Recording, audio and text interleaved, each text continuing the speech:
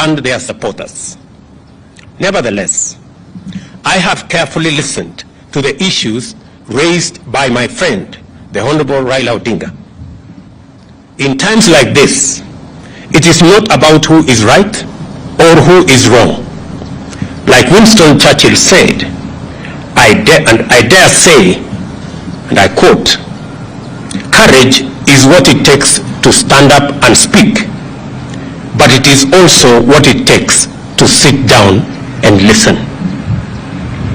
I have always been ready to engage Kenyans of all walks of life, including elected and appointed leaders from across the political divide and the religious fraternity, on how to make our country better and prosperous. And in the last 6 months, I have talked to many religious leaders. I have talked to many elected leaders from across the political divide. My door still remains open for honest, objective, and sincere deliberations based on the rule of law and the Constitution.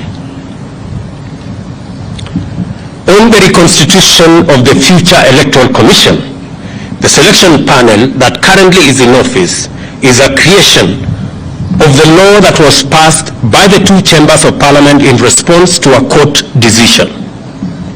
The court clearly stated that one institution, and in this case, Parliament, cannot dominate the process of establishing an electoral commission at the expense of other institutions that have a role to play in the country's electoral process.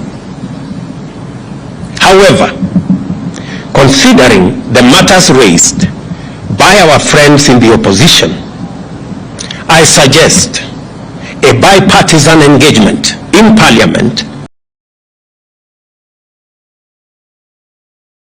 on the reconstitution of the IEBC panel within the parameters of the law and the Constitution. In any case, as a Democrat and guided by the Constitution, I, on the 9th of December 2022, sent a memorandum to the Speakers of the National Assembly and Senate requesting the purposive intervention on implementation of the 2/3 gender rule, entrenchment in the Constitution of the Constituency Development Fund, Senate oversight and national gender affirmative action funds, establishment of the position of the Leader of Opposition, and the improvement of parliamentary oversight of the executive. And for the record, Parliament has already approved the parliamentary oversight of the executive, and shortly, cabinet secretaries will be appearing before the House to answer questions. The other items are still in Parliament. The IEBC selection panel and the future process of recruitment of its commissioners could as well be part of a conversation leading to constitutionally and legally binding proposals through a bipartisan parliamentary process. In other words, I am suggesting that the issues that have been raised by our friends on the matter of IEBC, my suggestion is that this matter can be handled in Parliament by a bipartisan parliamentary process so that we can agree on what it is they have an issue with, and we can adjust as is agreed and as necessary. And therefore, in these circumstances, and in view of the recent events that led to loss of life and destruction of property in the demonstrations that have occasioned in our country for the last 2 weeks, I urge my brother Raila Odinga and the opposition to call off the demonstrations and to give this bipartisan approach a chance for us to take the country forward. Meanwhile, I call on all Kenyans to remain peaceful and law-abiding, and I assure them that the government of Kenya will continue with its sacred duty of protecting their lives and their property, including their businesses. Thank you very much.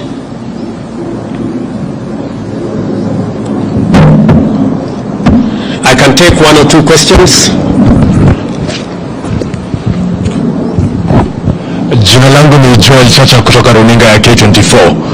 Baadhi ya matakwa ya azimio vile vile ni kuhusiana na gharama ya juu ya maisha. Je, Wakenya watarajie kupungua kwa bei ya bidhaa muhimu kufikia lini? Tuko na mpango kamili ambayo tunashughulikia gharama ya maisha.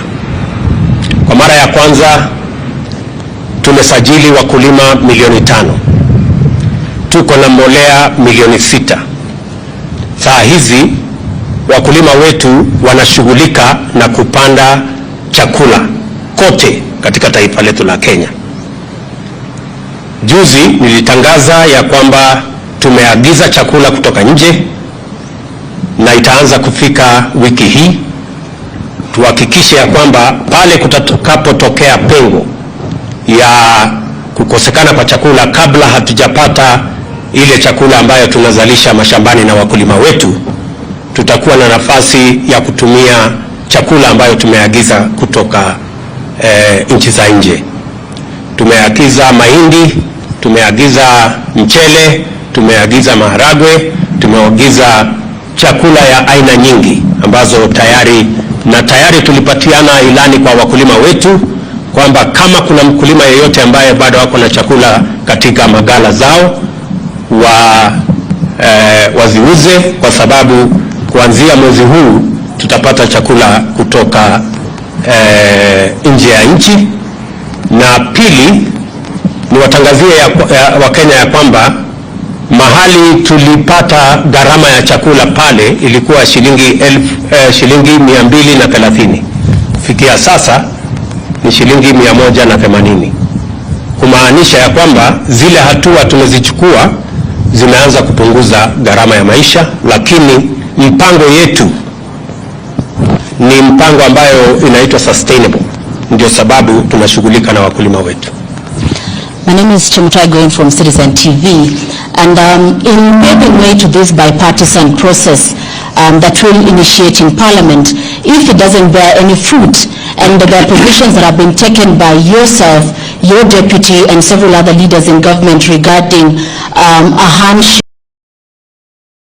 or a working relationship, do we then foresee this possibly leading to that if it is for nation than for self? Chamita, I didn't understand what you said. Sorry. Yeah, somebody was talking to me here. So, Bonnie. Yeah, that's a former colleague. A question.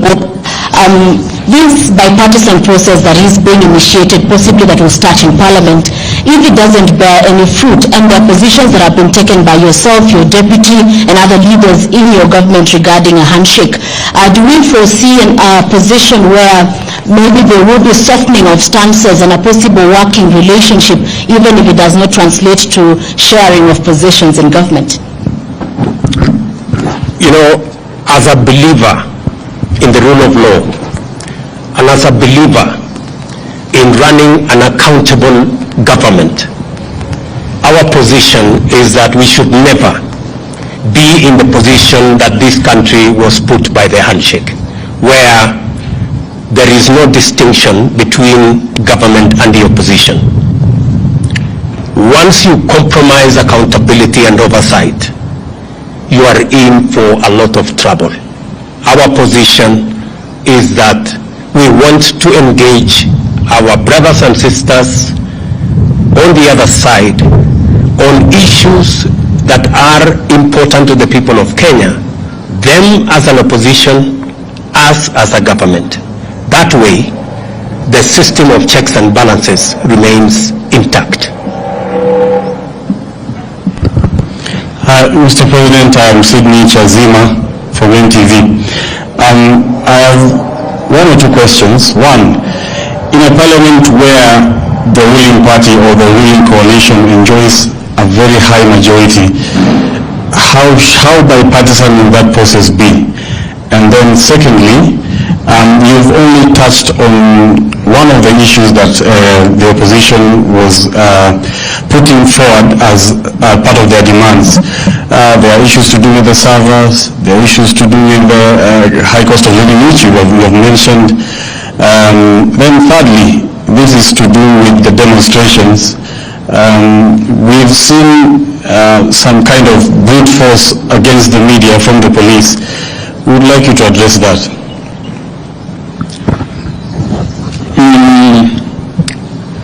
On your first issue, we've been this road before. We've sorted out matters in a bipartisan way in Parliament before, irrespective of what numbers there are. And in any case, the numbers in Parliament, the difference is not that much from where I sit. So I do not see any threat of any side. And in any case, when we engage in a bipartisan approach, it is not a game of numbers. It is a game of reason and how we put our arguments in a manner that carries not one side, but all sides. That is the essence of a bipartisan approach. I have responded in my statement, if you read carefully my statement, I have responded to all the issues that our good friends on the other side have engaged in. And finally, we are great believers in free media. And any engagement that puts the media in danger is not acceptable. However, in the context of the violent demonstrations, you agree that there has been a lot of violence against citizens, many citizens, properties, burning down of buildings, including churches. In that confusion, there could have been incidences where the media was caught in the fray. I do not think there is any deliberate attack on the media. And if there was such deliberate attack on the media, I can tell you we would be opposed to it and we would not support it and we would actually deal with it, because we believe that the media should be left to carry out its duties, its broadcasts, irrespective of how unfair they may be. It doesn't really matter. But the media should be left alone, irrespective of how biased they may be. Okay, any other maneno? And just for the record, because I have seen some other people say, oh, maybe the media will be, I don't know what will be switched off. Take it from me. Kenya has come a long way. The era of switching off, I don't know, this or that's way behind us.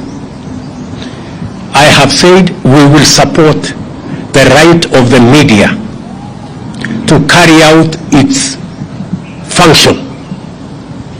You have our absolute support, irrespective of how biased you are against us. We will support you. Yeah?